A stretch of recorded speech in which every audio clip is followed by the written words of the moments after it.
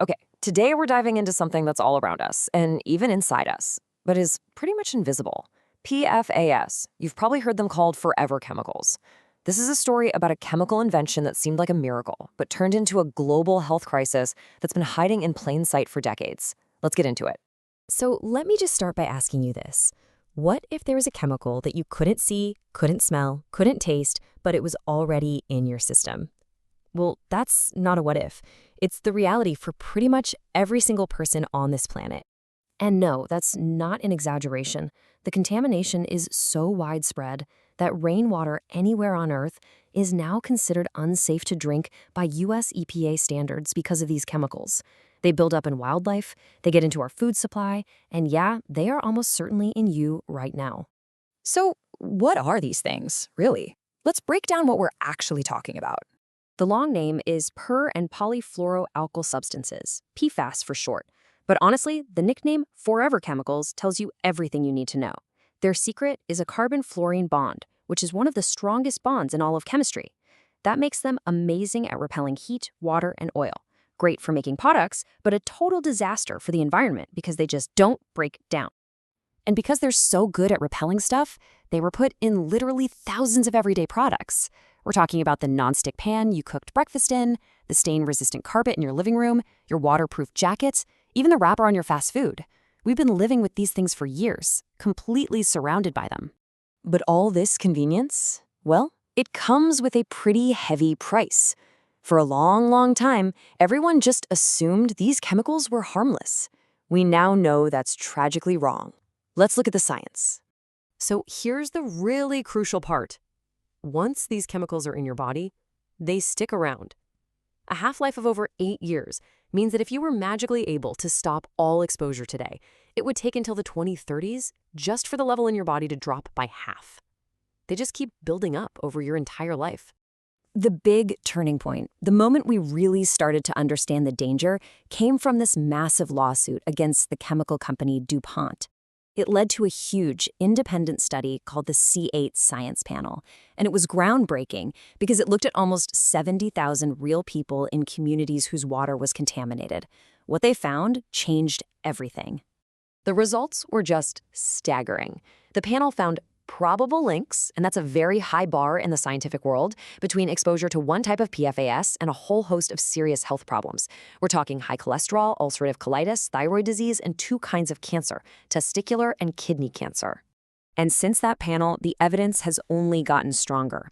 Just recently, the world's top authority on cancer research officially classified PFOA as a Group 1 carcinogen. You know what else is in that category? Asbestos and tobacco smoke. That means it's definitively known to cause cancer in humans. And we're starting to understand how it does the damage. Take thyroid disease. We now know that PFAS can basically throw a wrench into the works. It messes with your body's ability to produce and activate the hormones that control your metabolism. It's a direct interference with a critical bodily system. And maybe the most worrying part is the risk to kids and unborn babies. These chemicals can pass from a mother to her child during pregnancy and breastfeeding. Studies have linked PFAS exposure to things like low birth weight, a weaker immune system in children, and even developmental delays. So we see the awful impact on our health. But how did the problem get this big? Well, the story of PFAS isn't just about our bodies. It's about our entire planet.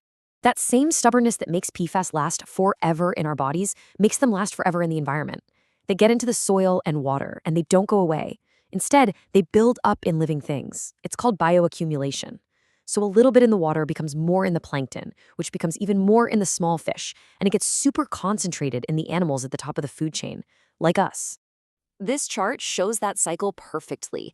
It starts at factories or from consumer products breaking down. From there, it gets into the water and soil, builds up in fish and animals, and travels right up the food chain until it ends up on our dinner plates and in our drinking water. And again, the scale is just hard to wrap your head around. It turns out these chemicals can get sprayed up from the ocean into the atmosphere, travel around the world, and come back down as rain.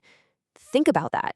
We have contaminated the entire planet's water cycle to the point that rainwater itself is no longer safe. When you have that level of contamination combined with such clear proof of harm, you know a major reckoning is coming for the companies that made this stuff. And this is the real kicker.